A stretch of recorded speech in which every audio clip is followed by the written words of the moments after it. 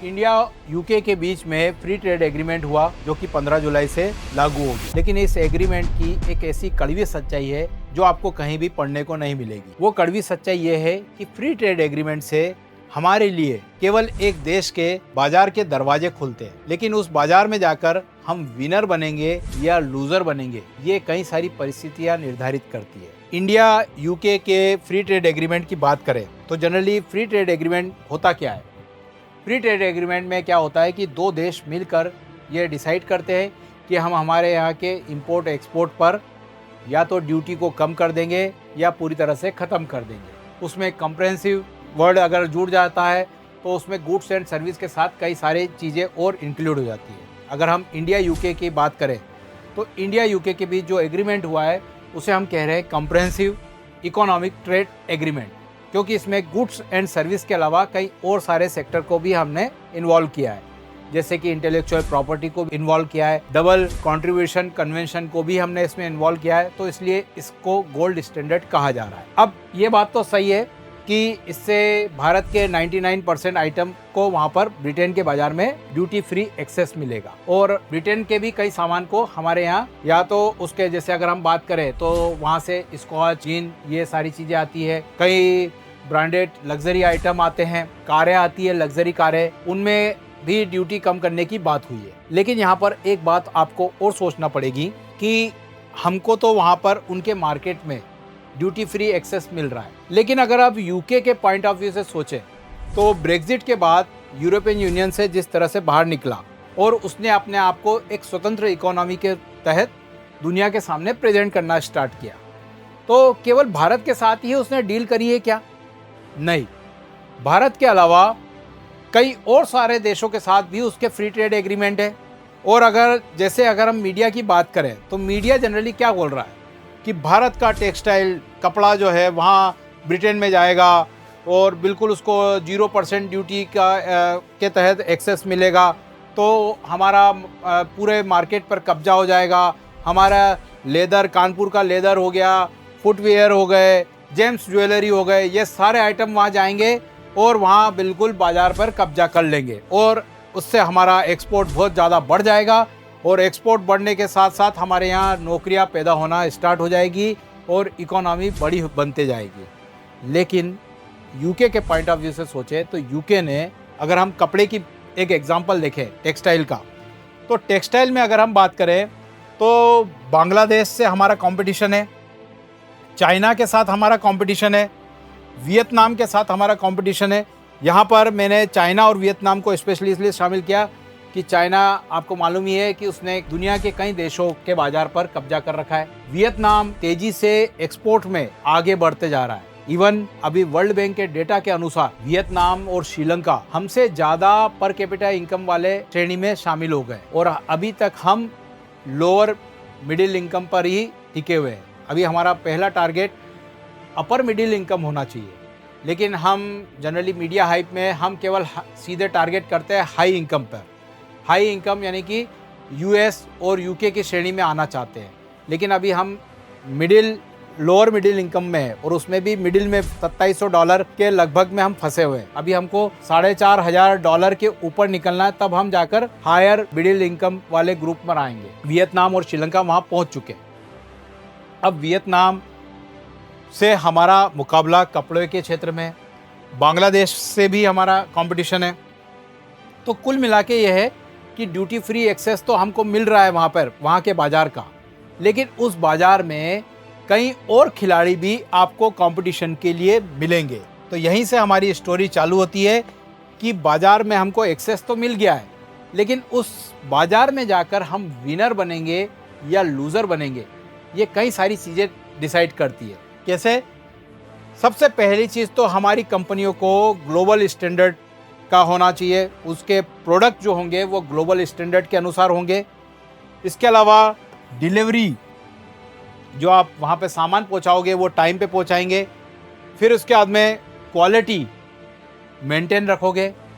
ये सारी चीज़ें मिलकर आपको दूसरे देशों के प्रोडक्ट के साथ में कंपटीशन में बनाए रखेगी। अब आप केवल ऐसे ही सोचिए, अगर आपको मैं बोलूँ 2 शर्ट आपको मिल रहे हैं एक शर्ट मिल रहा है आपको 200 रुपये में, दूसरा शर्ट मिल रहा है आपको 250 रुपये में, तो दोनों के में प्राइस में 50 रुपये का फ़र्क है। शुरुआत में आप हो सकता है कि आप सस्ता शर्ट खरीद लें, लेकिन अगर सस्ते शर्ट की क्वालिटी सही नहीं है तो आप वापस से उसी शर्ट को खरीदेंगे क्या? बिल्कुल नहीं। फिर आप जो कंज्यूमर होता है उसका सोचने का तरीका ये होता है कि भैया पैसे मैं थोड़े से ज़्यादा दे दूँगा, लेकिन मुझे क्वालिटी से कोई कॉम्प्रोमाइज़ नहीं चाहिए। तो इसी तरीके से अगर हम सोचें तो हमारी जो कंपनियां हैं जो एक्सपोर्ट करेगी वहाँ पर सामानों का, उनको ग्लोबल स्टैंडर्ड, क्वालिटी और डिलीवरी, इन तीनों चीज़ों को ध्यान रखना पड़ेगा, तब जाकर हम उनके साथ कंपटीशन कर पाएंगे। और जो ब्रिटेन के यानी यूके के बाज़ार में अभी हमारा 6% हिस्सेदारी है कपड़े के, उसमें देखें तो धीरे धीरे ये हिस्सेदारी बढ़ते जाएगी। तो इसका मतलब ये है कि फ्री ट्रेड एग्रीमेंट से आपके लिए सरकार ने एक दरवाज़ा खोला है। अब दरवाजे में जाकर आपको खोलकर आपको उस मार्केट पर कब्जा जमाना है, मार्केट में विनर बनना है, तो कई सारी और चीज़ें भी इंक्लूड करना पड़ेगी। अब गवर्नमेंट को यहाँ पर ध्यान देना पड़ेगा कि ये चीज़ें कैसे इम्प्रूव होगी। ये चीज़ें इम्प्रूव होगी R&D से, रिसर्च एंड डेवलपमेंट से। लेकिन अगर हम लास्ट टाइम के बजट इकोनॉमिक सर्वे को देखें, निर्मला सीतारमण जी ने बोला कि हमारे यहाँ की प्राइवेट कंपनियाँ जो बड़े बड़े कॉरपोरेट हैं वो रिसर्च एंड डेवलपमेंट पे बहुत कम खर्चा कर रहे हैं, यानी कि 0.6 से 1% के लगभग जो है उनका R&D पर इन्वेस्टमेंट है। जब रिसर्च एंड डेवलपमेंट नहीं होगा तो फिर आप प्रोडक्ट को किस तरीके से कंपटीशन में बनाए रखना है, क्या लोगों की नीड है, आप उस पर ही रिसर्च नहीं कर रहे हो, किस तरह से प्रोडक्ट को डेवलप किया जाए उस पर रिसर्च नहीं कर रहे हो, तो फिर आप कंपटीशन में कैसे बने रहेंगे। इसके अलावा रिसर्च एंड डेवलपमेंट के साथ साथ टेक्नोलॉजी पे इन्वेस्टमेंट करना, टेक्नोलॉजी के साथ साथ फिर गवर्नमेंट को कुछ थोड़ा सा बूस्ट करना रहता है, कुछ अलग से इंसेंटिव देना पड़ते हैं, ताकि ये सारी चीज़ें एक साथ इंक्लूड होगी, तब जाकर ये चीज़ें हम मेंटेन कर पाएंगे और फिर क्या होगा, हम कंपटीशन में आगे बने रहेंगे। क्लियर? ये तो हो गई कंपटीशन की बात। अब ये बातें में एक और चीज़ आपको इसकी एक सच्चाई बता रहा हूँ कि भारत ने लास्ट अगर हम कुछ सालों में देखें तो कई सारे एक के बाद एक फ्री ट्रेड एग्रीमेंट किए। अब इन फ्री ट्रेड एग्रीमेंट का अगर हम ग्राफ देखें तो आप क्या देख रहे हो, आसियान आसियान के साथ में association of south east Asian nation, इनके साथ हमारा एग्रीमेंट हुआ। अब एग्रीमेंट हुआ तो यहाँ पर एक सिनेरियो देख रहे हो कि एक्सपोर्ट बढ़ाने की जगह हमने इंपोर्ट बढ़ा लिया, मतलब कि ट्रेड डेफिशिएट हमारा ज़्यादा हो गया। फिर उसके बाद में कई और सारे देश थे जिनके साथ में फ्री ट्रेड एग्रीमेंट का हमारा एक्सपीरियंस ये रहा कि एक्सपोर्ट की तुलना में हमने इंपोर्ट बढ़ा लिया, यानी कि ट्रेड डेफिशिएट बढ़ा लिया। इसी को लेकर नीति आयोग ने भी वार्निंग सिग्नल दिया, संसद में भी कुछ स्थायी समितियां बनी, उन्होंने भी बोला कि भारत को इस क्षेत्र पर ध्यान देने की ज़रूरत है, क्योंकि फ्री ट्रेड एग्रीमेंट से ठीक है आपको ड्यूटी फ्री एक्सेस मिलेगा, लेकिन उनके प्रोडक्ट को भी हमारे यहाँ ड्यूटी फ्री एक्सेस मिलेगा। अगर उनका इंपोर्ट हम ज़्यादा करते जाएंगे, एक्सपोर्ट पे ध्यान नहीं देंगे, तो ट्रेड डेफिशिएट तो बढ़ रहा है, लेकिन इंपोर्ट चूँकि उनका सस्ता होने के चक्कर में क्या होगा कि हमारे जो घरेलू मैन्युफैक्चरर है, अगर हमने उनको तैयार नहीं करा R&D से या फिर हमने टेक्नोलॉजी से या फाइनेंशियल स्टेबिलिटी देते हुए, तो हमारा MSME सेक्टर या मैन्युफैक्चरर सेक्टर जो है वो उनके कंपटीशन में टिकेगा नहीं, और फिर क्या होगा कि धीरे धीरे हम एक दूसरे देश पर निर्भर देश बन जाएंगे। तो यहाँ पर ये वार्निंग सिग्नल है और ये डेटा है गवर्नमेंट का ही, तो इस पर भी ध्यान देने की ज़रूरत है। हाँ, यहाँ पर एक हमने south Asia free trade agreement जो साफ्टा है, बस केवल उसमें थोड़े से सरप्लस में, बाकी हालांकि यूके के साथ में भी हम अभी सरप्लस में हमारा व्यापार है, लेकिन इस एग्रीमेंट के बाद कितना हम सरप्लस रह पाते हैं नहीं रह पाते ये आगे की चीज़ें बताएगी।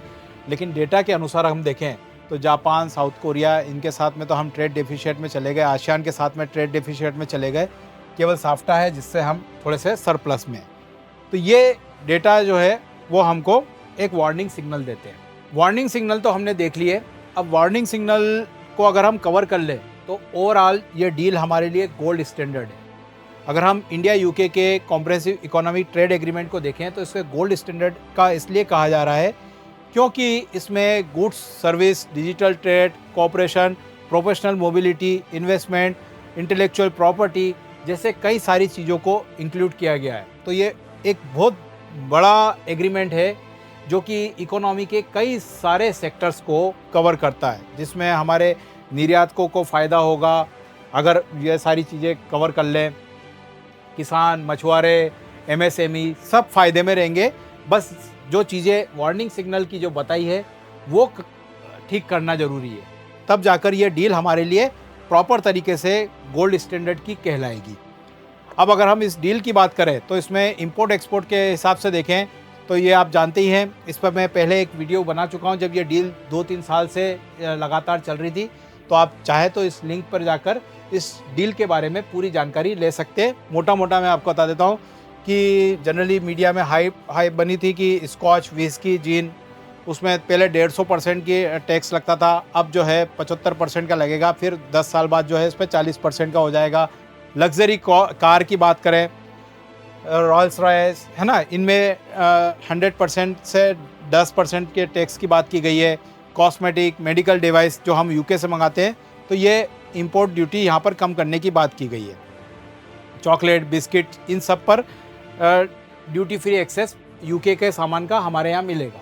अब यहीं पर मैंने आपको जो वार्निंग सिग्नल दिया था कि अगर हमारे यहाँ के मैन्युफैक्चरर जो इस तरह के प्रोडक्ट्स को बनाते हैं, अगर वो प्रॉपर तरीके से इनके कंपटीशन में नहीं ठहरे रहेंगे, अगर वो R&D नहीं करेंगे, इंटरनेशनल स्टैंडर्ड का अपना सामान नहीं बनाएंगे, तो फिर सरकार भी उनको नहीं बचा पाएगी। क्लियर।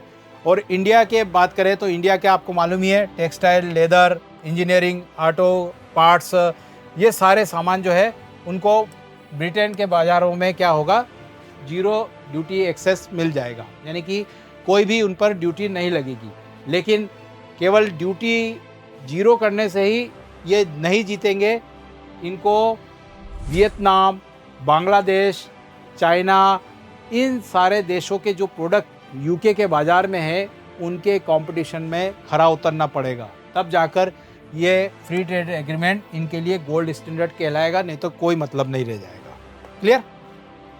अब इस एग्रीमेंट में एक और ख़ास बात हुई है, वो एक सबसे महत्वपूर्ण बात है, वो है double contribution convention. Double contribution convention का मतलब ये है कि जनरली ये होता था कि एक भारत से आईटी कंपनी, मान लीजिए कि बेंगलोर के आईटी कंपनी का एक इंजीनियर है, वो ब्रिटेन के किसी क्लाइंट का काम निपटाने के लिए उसको वहाँ पर 3 साल के लिए भेजा जाता है। अब 3 साल के लिए वो गया वहाँ पर, तो देखिए क्या होता है कि कंपनियों के लिए एक नियम है कि कोई भी एम्प्लॉय को वो रखते हैं तो एम्प्लॉय की तरफ से क्या होता है कि उसको सोशल कंट्रीब्यूशन करना पड़ता है। जैसे भारत में बात करें तो ईपीएफ, पीएफ के तहत वो सोशल सिक्योरिटी के लिए कुछ अपना कंट्रीब्यूशन करता है। उसका मकसद ये होता है कि रिटायरमेंट में वो काम आता है फंड, या फिर कोई मेडिकल अर्जेंसी हो, या फिर कोई और उसको ज़रूरत पड़ती है, तो वो सोशल सिक्योरिटी के जो कंट्रीब्यूशन है वो उसके लिए काम आता है। लेकिन यहाँ पर बात हो रही है कि 3 साल के लिए अगर कोई एम्प्लॉय वहाँ पर किसी क्लाइंट के काम के लिए भेजा गया है, टेम्परेरी, उसको डिटेच वर्कर कहते हैं। ब्रिटेन में भी क्या होता है कि वहाँ पर सेम अपने यहाँ जैसे ईपीएफ, पीएफ होता है, वैसे वहाँ पर नेशनल इंश्योरेंस फंड होता है, उसके तहत वहाँ उस एम्प्लॉय को कंट्रीब्यूशन करना पड़ता है। मतलब कि टेम्परेरी वर्कर के लिए ही ये सुविधा है। परमानेंट वर्कर यानी कि अगर कोई व्यक्ति इंडिया से जाता है और यूके में परमानेंट नौकरी पर जाता है तो उसको ब्रिटेन में कंट्रीब्यूशन करना पड़ेगा। भारत से टेम्परेरी जाएगा तो उसको कंट्रीब्यूशन नहीं करना पड़ेगा। तो ये आईटी प्रोफेशनल्स, और चूंकि हमारी इकोनॉमी में एक बड़ा योगदान आईटी प्रोफेशनल्स का है, सॉफ्टवेयर इंजीनियर्स का है, तो ये इस पॉइंट ऑफ व्यू से अगर देखें तो ये डील गोल्ड स्टैंडर्ड की मानी जा रही है। क्लियर।